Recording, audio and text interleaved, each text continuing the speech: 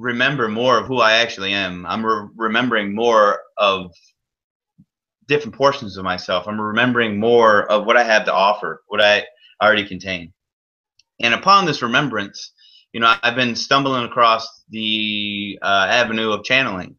And most of the material I've ever heard that had some great validity had inadvertently been part of the channeling community. I've had several teachers amongst, Bashar and Bashar.org, Cryon and Cryon.com, others. I mean, I could really sit here and just list them all. But the purpose isn't to single out any specific one. I feel it's more or less, it's been as one of the teachers would say, Cryon, it's an amalgamation. It's a blending and a merging and a melding of all kinds of different ideas, that I've adopted into my own reality. And I've made a few videos on channeling. I've allowed myself to, quiet my brain and, in a sense, tap in, kind of like plugging a cord into a computer per se, to get the information out of it. And it really, it's so loving. I mean, when you do something of this nature, when you're truly coming from your heart, no place else. There's no filter of belief that you try to create that it has to be a certain way. And of course, there's been a lot of taboo nature around this topic, based on the fact of witchcraft and black magic and demons and taking over the bodies and all this jazz. As to not to devalue or to diminish those ideas, because that is an experience of reality. Don't misunderstand me when I say that you cannot experience that per se. But what I mean is like, when you're true to yourself, when you're true to your heart, and you hold that like the eternal flame that you are, there's no room or place for that to even participate, because it can't get into a house with all the locked doors and windows. It's just the way it is. I mean, it's gonna find where it needs to go and see you later. So based off that thought alone, there's no need to create a barrier, a kind of shield. There's no shields needed. There's no kind of defenses that one needs to get in touch with an idea of this sort. I feel that deep in your heart that all the answers do resonate, or they do stem essentially from that location, because that location is tied to all other locations. So as long as you're in your heart, you're in your sacred space of the beautiful soul of a part of another bigger piece of a whole, you get into that beautiful place of who you are. That's all the shielding you really need, if you want to call it that. So based off this analogy alone, you're going to notice there's going to be no kind of calling on archangels or calling on sacred spirits to lock arms with me and walk down this hallway of channeling, or the hallway of me.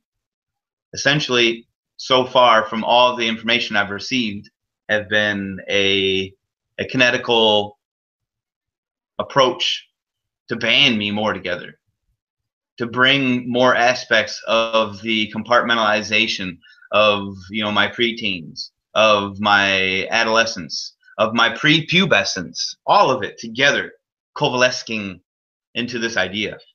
Now, a lot of people think that channeling may consist of vocalization or some kind of trance-like state, and in a sense, that is true, of course, obviously. Certainly get in the trance-like state, and you can ceremonially, in a ritualistic way, sometimes can pull out information. Or even just through, just bring yourself into a trance. And I've heard recently, and I certainly knew this information intrinsically through me for this entire time, but I've had a remembrance of what induces trance-like state. And that's from my dear teacher, Bashar, from Bashar.org. And that is the gamma state. There's frequencies, the beta state, the theta state, the gamma state, different states of frequency, brain wave activity in your brain. And it's been documented that the channeling state is really conducive of when the brain is in the gamma-like state. So that, you know, there's some chemical activities and electrical activities that's happening in the brain, but with, you know, channeling happens on so many bases. The guy at the bar that's running everybody off the pool table is channeling a pool artist at heart. He's in a channeling state. When you see, you know, an individual who is an amazing dirt bike rider and it does something that he extremely is passionate about, doesn't know the passage of time, doesn't know the value of anything other than his passion, he's in the gamma state. And I would just take this opportunity to tell people to think to yourself just for a moment, you know, of one time in your life that was completely, utterly impactful, powerful. Time flew by as you were standing still. Because when you remember that moment, you were channeling. You know, some people, they want to attach other words and definitions and meanings to it, but essentially you're channeling that information from more of yourself purely. It's not that, you know, I mean, maybe you're tapping into a Tesla archetypal idea. You're tapping into something else archetypally, and all an archetype is a collective representation of the idea. So therefore, you're just tapping into more of the idea essentially through yourself. It's just a reflection of the other person's idea. So, I mean, it's all just you in a sense. Now, there can be other descriptions and definitions and ideas of how entities, you know, flat out real entities pass through you. And in a sense, even then, it's just your version of them. So the people that are on the planet that channel this, channel that, channel this, channel that, they're channeling themselves from a degree that their perception of what that other person is. Because you can't, there's so much, there's not enough space in the human body to put anything in there. There's nowhere to put it.